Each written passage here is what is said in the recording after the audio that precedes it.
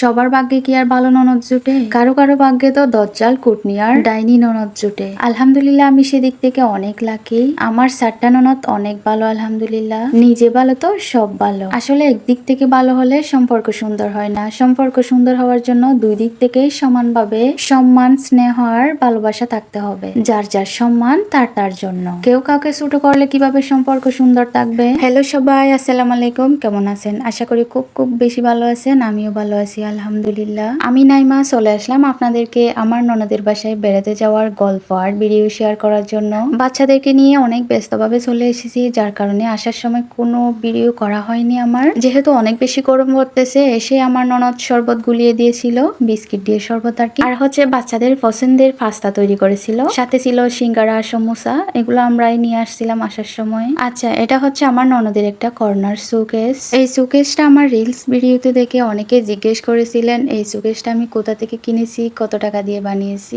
আসলে এটা যেহেতু আমার না, আমার ননদের, তাই আমি জানি না এটা কত টাকা দিয়ে কিনেছে বা কিভাবে বানিয়েছে। আচ্ছা, এই তো বাচ্চারা এসে অনেক বেশি খুশি হয়ে গেছে। তারা তো খেলাধুলা করতেছে, দুষ্টামি করতেছে। তখন আমার ছোট মামুনি একটু অসুস্থ ছিল, তাই তাকে এর মন দেখাচ্ছে। আচ্ছা, রান্নাঘরে এসে দেখি আমার যা রান্নাঘরে কাজ করতেছে। আমাদের ননদ ভাবির সম্পর্কগুলো এরকমই। আমি আর আমার যা মিলে আমার ননদকে কাজে অনেক হেল্প করেছি। আমার ননদও আমার শ্বশুর বাড়িতে গেলে, মানে তার বাবার বাড়িতে গেলে, আমাদেরকে কাজে অনেক হেল্প করে। আচ্ছা, আমার ননদ ডিম সিদ্ধ করেছে আর সেগুলো আমি বেসিনে ঢেলে এখন খোসা ছাড়িয়ে নেব। এরপর কাজ করতেছিলাম, তাই আর ভিডিও ক্লিপ নেওয়া হয়নি। তারপর ননদ ভাবি মিলে কাস্টার্ড বানিয়েছিলাম। দুপুরের জন্য রান্না করেছিল মুরগির মাংস, কচুরলতি আর রুই মাছের ডিম বোনা। আর বেশি কিছু রান্না করতে দিই নাই, কারণ আমরা যেহেতু এখানে থাকবো।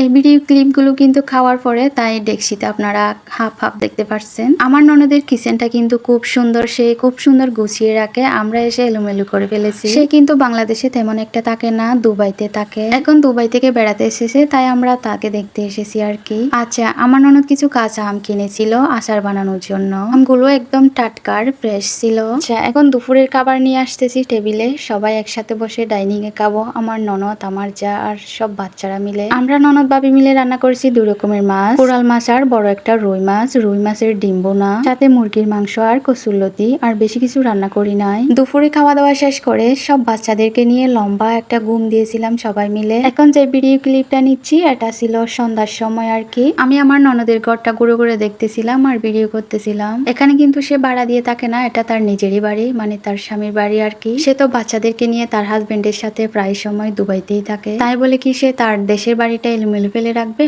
না, আমার ননদ খুব সুন্দর করে তার বাড়িটা গুছিয়ে রেখেছে। দেখতেই ভালো লাগে মাশাআল্লাহ। সাজানো গুছানো ঘর দেখতে কার না ভালো লাগে। সংসারী মেয়েরা নিজের ঘর যেমনই হোক খুব সুন্দর করে সাজিয়ে রাখে।